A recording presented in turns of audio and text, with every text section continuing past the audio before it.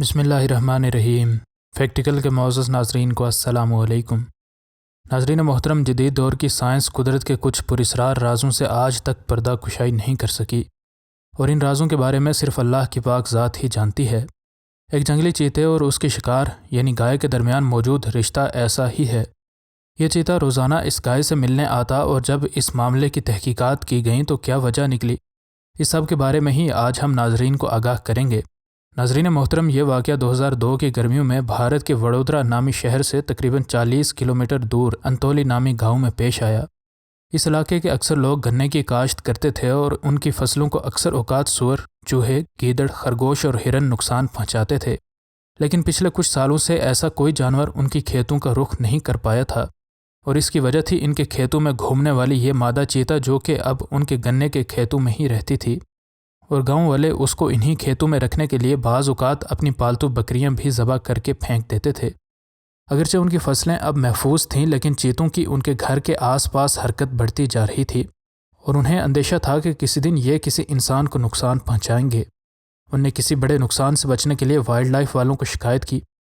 ان کی شکایت پر wild life والوں کی پوری ایک ٹیم، جس میں forester Rohit Vyas, wild life warden Manoj Thakur اور دیگر لوگ موجود تھے، اس علاقے میں آئے۔ ان نے اس علاقے کی مختلف جگہوں میں زندہ شکار پنجروں میں ڈال کر کچھ پھندے لگائے، اور کچھ دنوں کی سخت محنت اور تگدو کے بعد آخر ان نے ایک رات اس چیتے کو پکڑ ہی لیا، اور اگلی صبح ہی وہ اس کو دور جنگل میں چھوڑ آئے۔ اب یہ لوگ رات کو اپنے گھروں میں سکون سے سوتے تھے، کیونکہ یہ خونخوار جانور اب جنگل میں جا چکا تھا۔ اگرچہ وہ اب محفوظ تھے، لیکن ان کی فصلیں اب بالکل غیر محفوظ تھیں، اور ان پر اب گیدڑوں اور جنگلی سوروں کا راج تھا، اور ان کی فصلوں کو ان سے بچانے والا اب جنگل میں جا چکا تھا۔ اس سارے واقعے کو ابھی ایک مہینہ بھی نہیں ہوا تھا کہ فارسٹر روہت ویاس کو ایک عجیب و غریب شکایت موصول ہوئی۔ ناظرین جانتے ہی ہوں گے کہ بھارت میں ذات پات کا بڑا اثر و رسوخ ہے۔ نچلی ذات کا ایک بوڑھا شخص جنگل کے بالکل پاس اپنے ایک چھوٹے سے گھر میں رہتا تھا۔ اس کے پاس ایک بھینس کا بچہ، 2 بیل اور ایک براؤن کلر کی گائے تھی۔ اس شخص کے مویشی اس گھر کے سامنے کھلے صحن میں رہتے تھے، اور اس کے 3 اطراف میں سرسبز کھیت موجود تھے۔ اس بوڑھے شخص نے دیکھا کہ ایک جنگلی چیتا رات کو اس کی گائے کے قریب آ کر بیٹھ جاتا، اور یہ گائے بھی کسی بھی طرح کے ڈر اور خوف کا مظاہرہ نہ کرتی۔ ایسا لگتا تھا کہ یہ دونوں بے زبان ایک دوسرے کو کچھ کہہ رہے ہوں۔ اس شخص کو خود بھی اپنی آنکھوں پر پہلے دن یقین نہ آیا، اور اس نے مقامی لوگوں کو بتانے سے پہلے دوسرے دن بھی اس کا انتظار کیا، اور دوسرے دن بھی یہ چیتا اس گائے سے ایسے ہی ملنے آیا۔ اب اس کو اپنی آنکھوں پر یقین آ چکا تھا۔ اس نے یہ واقعہ مقامی لوگوں کو بتایا تو کسی نے اس کی بات پر یقین نہیں کیا۔ فارسٹرز کو تو اس بات پر کسی صورت یقین نہیں آ رہا تھا، لیکن بوڑھے کے اصرار پر ان نے آخر اس کو اپنی آنکھوں سے دیکھنے کا فیصلہ کیا۔ اس رات یہ سب لوگ کئی کیمرہ مینز کے ساتھ اس جگہ اس چیتے کا انتظار کرنے لگے۔ آخر یہ چیتا رات کے وقت اس گائے کے پاس پہنچ گیا۔ یہ لوگ اب ان دونوں جانوروں سے تقریباً 10 میٹر دور تھے، اور یہ مافوق الفطرت ملاقات اپنے سامنے ہوتے دیکھ رہے تھے۔ انہوں نے باقی لوگوں کے دیکھنے کے لیے اس سارے واقعے کو کیمرے کی آنکھ میں قید بھی کیا۔ یہ خبر جنگل کی آگ کی طرح ہر جگہ پھیل گئی۔ حیران کن طور پر ہر رات یہ چیتا ان 2 بیلوں اور بھینس کے بچے کو چھوڑ کر سیدھا اس گائے کے پاس آ بیٹھتا، اور اس گائے کا کلر اس چیتے کے کلر کی طرح کا ہی تھا۔ گاؤں والوں کو اب یہ تو یقین ہو چکا تھا کہ یہ ان جانوروں کو کوئی نقصان نہیں پہنچائے گا، لیکن انہیں ڈر تھا کہ کہیں یہ چیتا ان کے بچوں کو نقصان نہ پہنچا دے۔ جب یہ خبر کافی دور دور تک پھیل گئی اور ان لوگوں نے اس کو پکڑنے کی کوشش کی، تو یہ چیتا ایک ہفتے تک پراسرار طور پر غائب ہو گیا، لیکن ایک ہفتے کے بعد یہ پھر سے ہر رات 9:30 سے 11:30 کے درمیان اس گائے کے پاس آنے لگا۔ جو ہی یہ آنے والا ہوتا تو یہ گائے اپنے کان کھڑے کر لیتی، جیسے دور سے اسے اس کی آمد کا علم ہو گیا ہو، اور گاؤں کے کتے بھی اس کی موجودگی کا پتہ دیتے۔ یہ چیتا پہلے ارد گرد کا جائزہ لیتا اور پھر اس گائے کے پاس آ جاتا۔ وہ اس گائے کے سر کے ساتھ سر لگا کر کھیلتا۔ گائے بھی اس کے سر کو اور اس کی گردن کو ایسے چاٹتی جیسے وہ اس کا اپنا بچہ ہو۔ یہ فوٹوگرافرز حیران تھے کہ یہ چیتا رات کو کئی بار اس گائے کے پاس آتا، اور کچھ دیر اس کے پاس بیٹھنے اور اس کے ساتھ کھیلنے کے بعد پاس ہی موجود گنے کے کھیتوں میں غائب ہو جاتا۔ گاؤں والوں اور جنگلات والوں نے اس کو پکڑنے کے لیے پنجرے لگائے، لیکن یہ کسی بھی پنجرے کے پاس نہیں جاتا تھا۔ اب اس سارے واقعے کو تقریباً 5 ماہ ہو چکے تھے۔ اس بوڑھے کا کہنا ہے کہ یہ اسی مادہ چیتے کا بچہ ہے جس کو جنگلات والوں نے گاؤں کے کھیتوں سے پکڑ کر جنگل میں چھوڑا تھا، اور یہ بچہ ان سے پکڑا نہیں گیا، اور اتفاقاً اس گائے سے ملا، اور چونکہ دونوں کا رنگ ایک ہی جیسا تھا، اس لیے یہ گائے اس کو اپنا بچہ سمجھنے لگی اور یہ چیتا اس کو اپنی ماں۔ اس گائے کے سابقہ مالک نے بتایا کہ میں جب بھی اس گائے کو کھولتا تو یہ کھیتوں میں چلی جاتی اور کافی دیر بعد واپس لوٹتی، اور شام کو اس کا دودھ بھی کم ہوتا۔ جب میں نے پیچھا کیا تو مجھے پتہ چلا کہ یہ ایک چیتے کے بچے کے ساتھ گنے کے کھیت میں کھڑی رہتی ہے۔ میرے وہاں پہنچنے پر یہ چیتا تو بھاگ گیا، لیکن آج بھی یہ چیتا اپنی اس غیر فطری ماں سے ملنے آتا ہے۔ پی ایم لیڈ، جو کہ مدھیہ پردیش کے سابقہ چیف وائلڈ لائف وارڈن ہیں، ان نے بتایا کہ یہ گائے اس چیتے کے ساتھ تب سے جڑی ہے جب یہ اتنا چھوٹا تھا کہ اس کے اندر شکار کرنے کی کوئی خصلت نہیں جاگی تھی، اور یہ گائے بھی اس کو کسی وجہ سے اپنا بچہ تسلیم کرتی ہے۔ ایسی ہی کہانی اس مادہ ٹائیگر کی بھی ہے، جو کہ روسی فوج کے کچھ سپاہیوں کے پاس مدد لینے آئی، لیکن ان سپاہیوں نے اس کے ساتھ کیا سلوک کیا اور اس واقعے کا کیا نتیجہ نکلا، یہ سب بڑا ہی دلچسپ ہے۔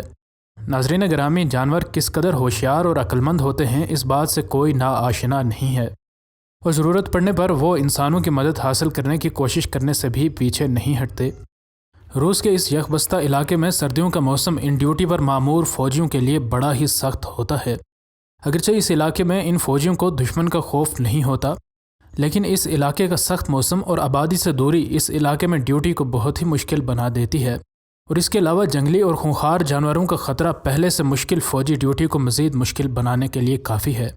اس علاقے میں ڈیوٹی پر مامور سپاہی نے ایک دن ایک بڑا ہی عجیب منظر دیکھا۔ اس نے دیکھا کہ ان کی فوجی بیرک کے باہر ایک مادہ ٹائیگر تقریباً 1 گھنٹے تک کھڑی رہی۔ اس کے لیے یہ سارا ماجرا بڑا ہی پراسرار تھا۔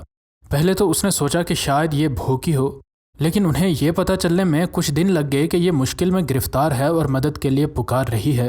اس ٹائیگر کا ان فوجیوں کی بیرکس کے سامنے کھڑے رہنے کا سلسلہ تقریباً 3 دن تک چلتا رہا۔ ان دنوں میں اس مادہ ٹائیگر کی ایک ہی روٹین تھی، یہ جنگل سے آتی اور فوجیوں کے بیرکس کے سامنے کھڑی رہتی، جیسے کسی کا انتظار کر رہی ہو یا کچھ کہنا سمجھانا چاہ رہی ہو، اور پھر مایوسی کے عالم میں آہستہ آہستہ قدم اٹھاتے واپس سفید چادر اوڑھے گھنے جنگل میں غائب ہو جاتی۔ اس سپاہی کو اس مادہ ٹائیگر کی اس حرکت سے بڑی ہی تشویش ہوئی۔ اس سپاہی نے اپنے دوستوں کو یہ سارا ماجرا بتایا۔ انہوں نے کافی بحث کے بعد یہ فیصلہ کیا کہ ہو سکتا ہے یہ ہمیں کچھ سمجھانا چاہ رہی ہو، اس لیے ہمیں اس کا پیچھا کرنا چاہیے۔ آج جب وہ ٹائیگرس حسب معمول اس جگہ آ کر کھڑی ہوئی تو یہ فوجی ایک مناسب فاصلے سے اس کی طرف آئے، اور ان کو دیکھ کر یہ ٹائیگرس آہستہ آہستہ جنگل کی طرف چلنے لگی۔ اس دوران وہ بار بار پیچھے مڑ کر بھی دیکھتی، جیسے اس بے زبان کا یہ اشارہ ہو کہ میرا پیچھا کرتے رہو۔ اب یہ لوگ اس کے پیچھے تیز تیز قدم اٹھاتے چل رہے تھے۔ اب یہ مادہ ٹائیگر جنگل کے گھنے حصے میں داخل ہو چکی تھی، اور ان سپاہیوں کو بھی یقین ہو چکا تھا کہ یہ ان کی کسی معاملے میں مدد چاہتی ہے۔ ان کے دل کے کسی کونے میں اس بات کا خوف بھی موجود تھا کہ نہ جانے کب اس مادہ ٹائیگر کا موڈ بدل جائے، اور اس سے پہلے کہ ہم کچھ کر سکیں یہ ہمیں اپنا لقمہ بنا چکی ہو۔ موسم کی شدت اب ان کے لیے چلنا محال کر رہی تھی، لیکن ان سپاہیوں کا عزم آج پختہ تھا، اور وہ اس راز کو جاننے کے لیے موسم کی پرواہ کیے بغیر اس کے پیچھے چلتے رہے۔ ان کو اس گھنے جنگل اور برف کی موٹی تہہ پر چلتے ہوئے تقریباً 3 گھنٹے ہو چکے تھے۔ ان میں سے ایک سپاہی آخر بول پڑا کہ ہمیں اب واپس جانا چاہیے، کیونکہ مجھے کچھ ٹھیک نہیں لگ رہا۔ ہوتا ہے یہ ٹائیگرس ہمیں کسی طرح پھنسانا چاہ رہی ہو، یا پھر ایسا بھی ہو سکتا ہے کہ آگے اس کے گروہ کے اور بھی ٹائیگر گھات لگا کر بیٹھے ہوں اور ہمیں اپنا شکار کر لیں۔ دوسرے سپاہی نے کچھ سوچ کر اپنے ساتھی کو کہا کہ ہم کافی دیر سے اس کے پیچھے چل رہے ہیں، اگر ہم ابھی واپس چلے گئے تو ہماری ساری محنت ضائع ہو گئی، اس لیے تھوڑا سا اور چل کر دیکھتے ہیں، کیا پتہ ہمیں پتہ چل ہی جائے کہ یہ سارا ماجرا کیا ہے۔ ہاتھ سے اشارہ کر کے اس نے بتایا کہ اگر اس جگہ تک ہمیں کسی چیز کا سراغ نہ ملا تو پھر میں تمہیں آگے چلنے کا نہیں کہوں گا اور ہم واپس آ جائیں گے۔ اسی اثنا میں اچانک انہیں دور کسی زندہ چیز کی حرکت نظر آئی، جسے دیکھ کر انہوں نے اپنی بندوق سیدھی کر لی، کیونکہ انہیں اب اندازہ ہو چکا تھا کہ وہ مطلوبہ جگہ تک پہنچنے والے ہیں۔ انہیں غور کیا تو انہیں سمجھ آئی کہ یہ کوئی شکاری ہیں جن کے ہاتھ میں ایک ہرن ہے، اور وہ اس ہرن کو اٹھا کر اس جھونپڑی میں داخل ہو گئے۔ اب ان دونوں سپاہیوں کو کچھ معاملہ سمجھ آ رہا تھا۔ انہوں نے ان کی نظر میں آئے بغیر ایک طرف سے چھپ کر اس جھونپڑی میں داخل ہونے کا فیصلہ کیا۔ چھپتے چھپتے وہ اس جھونپڑی میں پہنچ گئے، اور اس کے بعد وہ پوری رفتار کے ساتھ اس جھونپڑی میں گھس گئے۔ آگے انہوں نے جو دیکھا وہ دیکھ کر کسی کا بھی دل موم ہو جائے۔ انہوں نے جھونپڑی میں 3 چینی شکاریوں کو دیکھا، جو کہ غیر قانونی شکار کرنے اکثر ان کی سرحد میں گھس آیا کرتے تھے، اور ان کے پاس فرش پر 3 مرے ہوئے ہرنوں کی لاشیں بھی پڑی تھیں۔ انہیں ابھی تک اس مادہ ٹائیگر کی ان کو اس جگہ تک لانے کی وجہ نہیں پتہ چلی تھی۔ انہوں نے ان تینوں شکاریوں کو گرفتار کر لیا اور اس جھونپڑی کی تلاشی لینے لگے۔ تلاشی لینے پر انہیں ایک کونے میں ایک چھوٹا سا پنجرا نظر آیا جس میں ٹائیگر کے 2 معصوم سے بچے موجود تھے۔ اب ان کو اس مادہ ٹائیگر کی ان سے مدد کی کوششوں کی وجہ پتہ چل چکی تھی۔ ان نے ان دونوں بچوں کو باہر لا کر آزاد کر دیا۔ قرآن کی آن میں وہ اپنی منتظر ماں سے مل چکے تھے۔